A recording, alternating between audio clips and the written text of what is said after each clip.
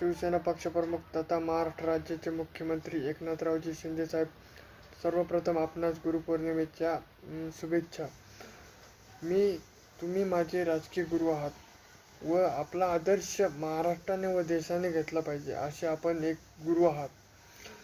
मी आपला एक छोटा शिवसैनिक व आपला शिष्य म्हणून मी एक आपल्याला मागणं इच्छितो की येणाऱ्या काळात विधानसभेच्या ज्या निवडणुका आहेत त्या निवडणुकीमध्ये मला आपल्यासोबत राज्यस्तरीय काम करण्याची संधी द्यावी.